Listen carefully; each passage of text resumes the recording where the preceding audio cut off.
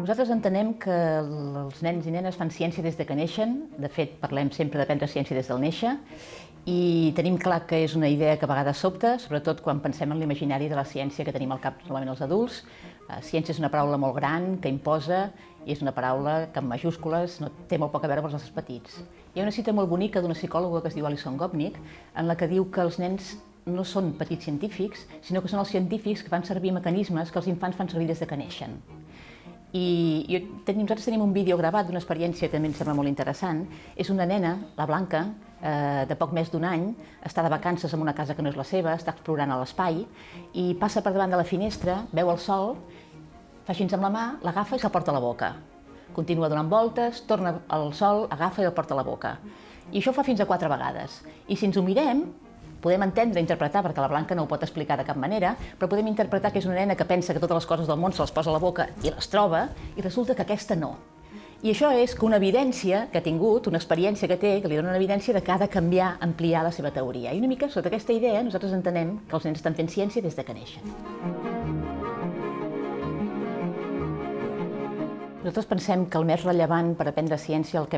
més pot aportar a l'escola perquè els nens aprenguin ciència, és precisament la part d'adquirir experiència directa amb els fenòmens. De fet, si parlem amb gent que es dedica a l'aprenentatge de la ciència escolar, us parlarà sempre de combinar 3 aspectes. Dit de manera fàcil, fer, pensar i comunicar. És a dir, fer coses, posar-hi contacte amb la realitat, posar-hi paraules i posar-hi abstracció, pensar sobre això per pensar quines teories tenim. Clar, si pensem en nens de fins a 6 anys, tota la part de les teories ens importen molt el que pensen, però adquireix menys valor, i el que sí que té molt de valor és que puguem acostar-los als fenòmens de la realitat. Penseu que estem en un món en què els nens són molt urbans i passen moltes hores al costat de pantalles, que és realitat virtual però realitat no real, i que precisament el que els hi falta és marranejar amb la sorra, tirar cotxes per la rampa, jugar amb pilotes i tot aquest tipus d'experiències més directes, que jo crec que és el valor on hauria de posar èmfasi l'escola infantil perquè els nens aprenguin ciència. Un dels aspectes rellevants és, en lloc de començar preguntant per què és començar posant a l'abast fenòmens perquè els puguin controlar. Per exemple, una cosa és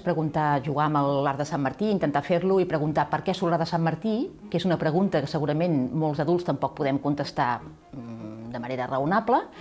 I una altra cosa és veure que si faig servir un CD per una banda em funciona i per l'altra no, que si agafo un ninotet amb els cantos tallats puc fer l'art de Sant Martí però en segons que no, que si agafo aigua i un mirall puc fer l'art de Sant Martí. És a dir, buscar en quines situacions sí puc i en quines no puc, de manera que vaig veient coses que diferencien per com aconseguir controlar el fenomen. Més que l'explicació teòrica que escapa una mica a l'edat dels infants.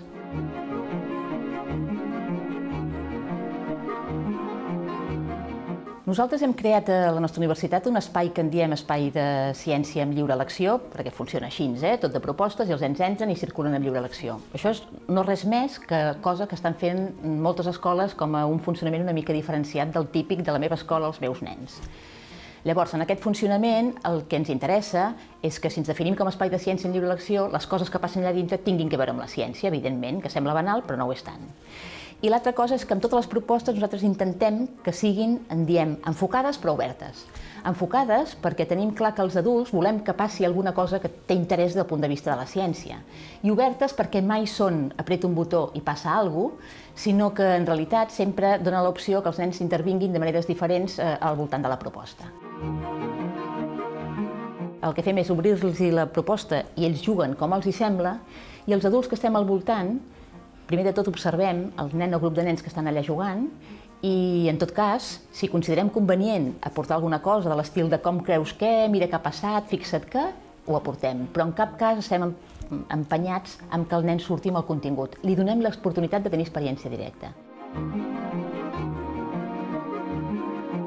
Evidentment, les escoles poden crear espais d'aquest tipus, de fet en creen, perquè hi ha moltes escoles que estan fent servir aquest funcionament i que tenen espais de ciència, i el tema és que no és tant un problema de diners, perquè es pot fer amb materials molt naturals, reciclats i materials provenents de la natura,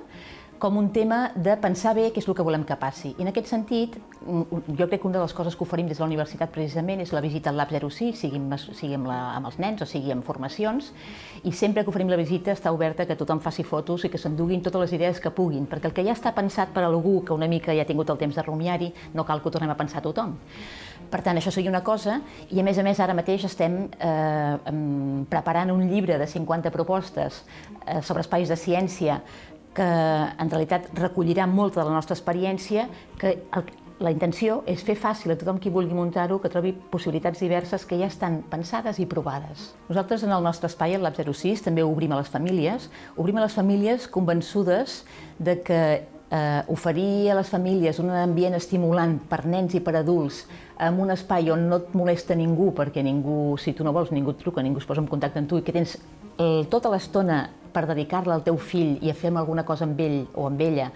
que sigui estimulant per tots dos, ens sembla que és francament molt interessant. I per veure una mica també que la idea no és que el que necessita una família és apostar per donar informació, enviar-te llibres, sinó que senzillament, de manera natural, enfrontar-te amb coses i com s'hi enfronta l'adult i com s'hi enfronta el nen.